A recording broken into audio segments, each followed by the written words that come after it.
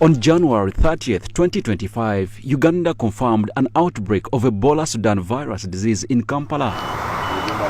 The pronouncement has since had a toll on the tourism value chain, crippling businesses in the sector.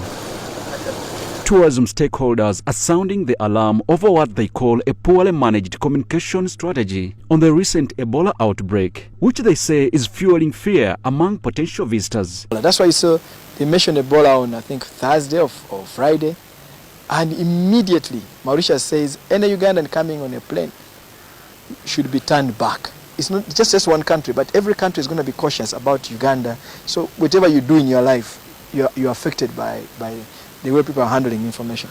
Amos Wekesa, CEO of Great Lakes Safaris and a seasoned tour operator, describes the situation as a sad moment for the tour and travel business, with operators seeing a drastic drop in bookings and tour operators and hoteliers returning the money to potential tourists. And tourism was that section which is giving a lot of young entrepreneurs a chance.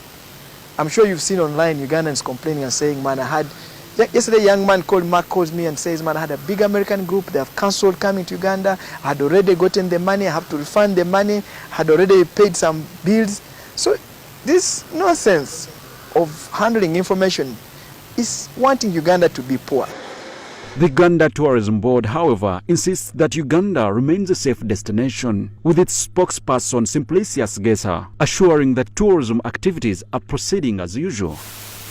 However, Gesa says alarmist information should be countered by showcasing normal business operations in tourism areas. Most importantly, the standard protocols we put in place to ensure that people are safe.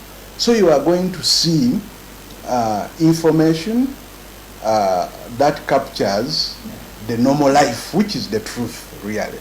The normal life that we are having, the standards we've set in place that keep our population safe, so that we demystify the fear.